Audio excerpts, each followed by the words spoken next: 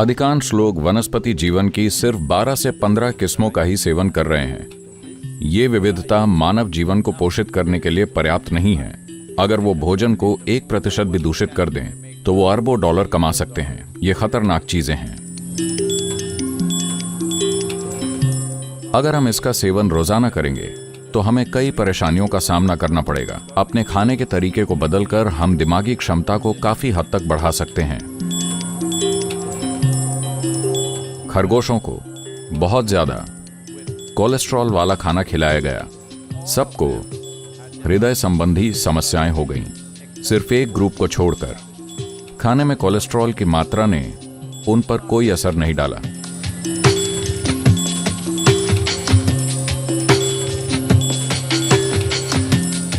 हम आगे बढ़ चुके हैं।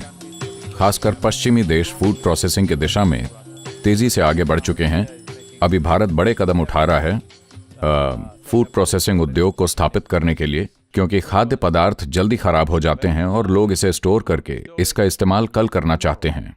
तो एक नीति के रूप में, एक फिलॉसफी के रूप में, एक सामाजिक चेतना के रूप में हमें यह समझना चाहिए कि भोजन को उसकी ताजी अवस्था में खाना ही खाने का सबसे अच्छा तरीका है। लेकिन किसी के जीवन में ऐसी बाहरी परिस्थितियां होती हैं जहां आप ऐसी जगहों पर हो सकते हैं जहां ऐसा करना संभव नहीं है, तब प्रोसेस्ड फूड और फ्रोजन फूड ठीक हैं। लेकिन अगर हम रोजाना इसका सेवन करेंगे तो बहुत सी परेशानियों का सामना करना पड़ेगा। आप जानते हैं कि योग परंपरा में यह हमेशा इस तरह होता है। अगर आपको कोई सब्जी खानी है तो उसे आज ही पौधे से तोड़ा जाना चाहिए। कुछ घंटों के भीतर उसे पकाया जाना चाहिए। एक बार पकने के बाद आपको उसे अधिकतम 90 मिनट के भीतर खा लेना चाहिए। आप कभी पुराना रखा हुआ खाना नहीं खाते, क्योंकि सभी जीवित चीजें, खाना एक जीवित चीज है। अगर ये जीवित नहीं होता तो ये हमारा पोषण नहीं करता। ये हमारे लिए जीवन का आधार या जीवन बनाने वाली सामग्री है। ये बस एक और उत्पाद नहीं है। तो ये सब जीवन से मृत्यु की ओर या मृत्यु से जीवन को फिर से बनाने की ओर बढ़ रहा है। ऐसा हर समय जीवन के हर स्तर पर हो रहा है। पूरी प्रक्रिया जिसे हम जीवन कहते हैं वो जीवन और मृत्यु के बीच का चक्र है। हम जीवन को एक गतिशील प्रक्रिया के रूप में देखते हैं, मृत्यु को जड़ता के रूप में। अगर कोई अभी निष्क्रिय हो जाता है, अगर हम उसे कुछ चुभोते हैं और वो सक्रिय हो जाता है तो हम कहते हैं वो सो रहा था। अगर कोई निष्क्रिय हो जाता है, अगर आप उसे चुभोते हैं और वो नहीं उठता, लेकिन काफी चिकित्सा उपचार के बाद वो जाग जाता है, तो हम कहते हैं वो बेहोश या वो कोमा में था। लेकिन अगर कोई निष्क्रिय हो जाता है और हम चाहे जो भी करें, अगर वो वापस नहीं आता तो हम कहते हैं वो मर चुका है। तो असल में मृत्यु जड़ता है। जीवन में हर चीज लगातार गतिशीलता और जड़ता के बीच संघर्ष कर रही है। तो हम इस जड़ता को तमस कहते हैं। तो एक बार जब आप भोजन को, खासकर पके हुए भोजन को, कुछ समय के लिए छोड़ देते हैं तो उसमें जड़ता आ जाती है। हो सकता है कि आपको कुछ महसूस ना हो, बस आपकी नींद की मात्रा बढ़ सकती है। यानी आप ज्यादा घंटे सो सकते हैं और हर कोई ये कह रहा है कि आप जितना ज्यादा सोएंगे उतने ही स्वस्थ रहेंगे। बेशक क्योंकि अगर आप पूरी जिंदगी सोते हैं तो आप स्वस्थ हो सकते हैं, लेकिन आप में शायद जीवन ही ना हो। अभी यह सलाह दी जा रही है कि स्वास्थ्य और तंदुरुस्ती के लिए हर किसी को कम से कम 8 घंटे सोना चाहिए। 8 घंटे मतलब स्वस्थ रहने के लिए हमें अपने जीवन का 1/3 हिस्सा सोना चाहिए। किसी मशीन के लिए बहुत ज्यादा सर्विसिंग हुई, अगर मशीन अच्छी क्वालिटी की है तो उसे इतना ज्यादा रख रखाव की जरूरत नहीं होनी चाहिए। लेकिन अभी एक जरूरी बात यह है कि भोजन दूषित है। जब मैं दूषित कहता हूं तो इसका मतलब यह नहीं है कि इसमें किसी ने जानबूझकर जहर मिलाया है। नहीं, इसमें जरूरी पोषण की कमी के कारण वो दूषित है। और ज्यादातर समय लोग सुपरमार्केट से जो खाना खरीद कर खाते हैं वो 1 महीने, 2 महीने या 3 महीने पुराना हो सकता है। और अगर वो उसे घर ले भी आते हैं तो फिर वो घर में रखा रहता है। और आज ये दिखाने के लिए कई सारे अध्ययन हैं। मैं खास तौर पर ताजा खाने पर जोर इसीलिए दे रहा हूं क्योंकि प्रोसेस्ड फूड और बहुत ज्यादा जड़ता वाले भोजन का सेवन करने से कब्ज होता है। आज कई विश्वविद्यालय इस पर अध्ययन कर रहे हैं और वो कह रहे हैं कि कब्ज और दिमागी क्षमता संबंधी समस्याएं काफी जुड़ी हुई हैं। लेकिन कुछ ऐसे डॉक्टर और प्रकाशन हैं जो कह रहे हैं कि रोजाना This Victorian idea अपने मलाशय को खाली करने का ये विक्टोरियन आइडिया वाकई जरूरी नहीं है। अगर आपका पेट हफ्ते में 1 या 2 बार भी साफ होता है तो ये काफी है। ऐसी बातें करना खतरनाक है। बात बस इतनी है कि आप मरेंगे नहीं, लेकिन अगर वेस्ट मटेरियल शरीर में लंबे समय तक रहता है तो शरीर में हर चीज कमजोर हो जाएगी। जरूरत से ज्यादा प्रोसेस्ड फूड खाना, ज्यादा नॉनवेज खाना, in the food, all these things will bring constipation, and today world is suffering from various kinds of psychological derangements. इन सब चीजों से कब्ज होता है और आज दुनिया कई प्रकार की मनोवैज्ञानिक समस्याओं से पीड़ित है और 50-60 वर्ष से अधिक उम्र के लोगों में बोध में गिरावट एक बहुत बड़ी चुनौती है। न्यूरॉन्स के पुनर्जनन और बोध के स्तर को सिर्फ अपने खाने के तरीके को बदलकर काफी बढ़ाया जा सकता है और सिस्टम अपनी गति से कमजोर नहीं होगा, क्योंकि अगर भोजन में सत्व का एक खास स्तर है या आपके भीतर जीवंतता का एक खास स्तर है तो पुनर्जनन प्रक्रिया बहुत तेज होगी। इस बात के बहुत से प्रमाण इकट्ठे हो रहे हैं कि पार्किंसंस की शुरुआत आंत से होती है और आंत में मौजूद छोटे मस्तिष्क एंट्रिक नर्वस सिस्टम के साथ सबसे पहले संपर्क करने में सूक्ष्म जीवों की बड़ी भूमिका होती है। अल्जाइमर रोग में ये उतना ही जटिल है, लेकिन अब इस बात के बहुत पुख्ता प्रमाण हैं कि हमारी आंत और उसमें रहने वाले सूक्ष्म जीवों के बीच ये इंटरैक्शन या लेन देन होते हैं। और फिर पता है, आप इसे और आगे बढ़ा सकते हैं और जिस तरह का भोजन हम खाते हैं और जिस वातावरण में हम इस भोजन को उगाते हैं उसका संबंध कुछ सबसे गंभीर बीमारियों से है जिनका हम अगले 50 वर्षों में सामना करने जा रहे हैं, क्योंकि लोग बूढ़े हो रहे हैं और ये न्यूरो डिजेनरेटिव बीमारियां तेजी से बढ़ रही हैं। इतना ही नहीं, हम भोजन कैसे खाते हैं ये भी एक महत्वपूर्ण पहलू बन जाता है। अगर हम इस बात पर ध्यान नहीं देते कि हम जो खाना खाते हैं उसके प्रति कैसा रुख अपनाते हैं तो इसका भी असर पड़ता है।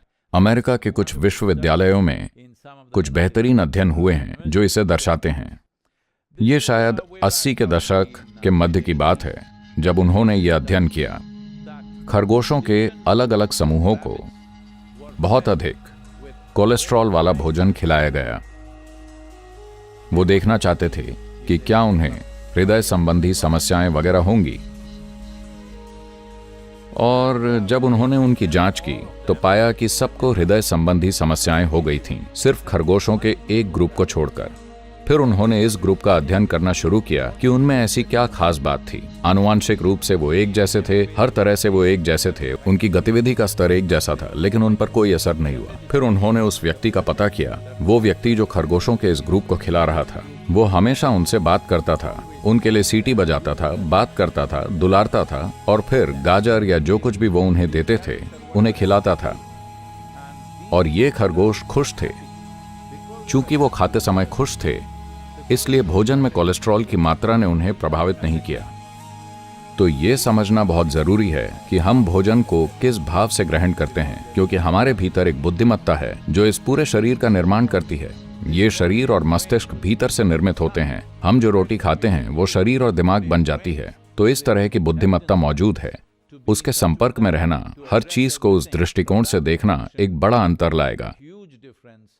तो हम किस तरह का भोजन खाते हैं, कहाँ खाते हैं, कैसे खाते हैं, भोजन करते समय हम किस तरह से हैं, इन सब चीजों का भोजन पर असर होता है। मैं जानता हूं कि इसके कुछ ही पहलुओं को रेगुलेशन से तय किया जा सकता है, बाकी को हमारी चेतना से तय करना होगा। लेकिन इसका नियमों वाला हिस्सा भी उतना ही महत्वपूर्ण है, क्योंकि आज भोजन को बड़ी एजेंसियों द्वारा संचालित किया जा रहा है। जब मैं एजेंसियों, बड़े व्यवसायों, बहुत बड़े वाणिज्यिक उद्यमों की बात कर रहा हूं, जहां वो अगर भोजन को 1% भी दूषित करते हैं तो वो अरबों डॉलर कमा सकते हैं। जब इस तरह का मौका हो तो हमेशा भोजन को अलग अलग तरीकों से दूषित करने की प्रवृत्ति होती है, या तो कुछ समय तक रखने से, या उनके स्टोरेज के तापमान को कम करके, या उनमें असल में कुछ मिलाकर। ये सभी पहलू हैं, लेकिन सबसे महत्वपूर्ण पहलू ये है कि स्रोत को ही दूषित किया जा रहा है। हमें इसका समाधान करना होगा। उत्पादन स्तर पर भोजन दूषित हो रहा है, न केवल उत्पादन स्तर पर बल्कि उत्पादन के आधार पर ही, जो कि मिट्टी है, वही दूषित है। तो जब हम दुनिया में ऐसी स्थिति पे पहुंच गए हैं जहां हमने अपने जीवन के स्रोत को ही कई तरीकों से दूषित कर दिया है या उसे कई तरीकों से कमजोर कर दिया है, तो अब समय आ गया है कि जब भोजन पर रेगुलेशन बनाते समय उत्पादन के तरीके, उत्पादन के साधनों और उत्पादन के स्रोत को भी निश्चित रूप से इस दायरे में लाया जाना चाहिए।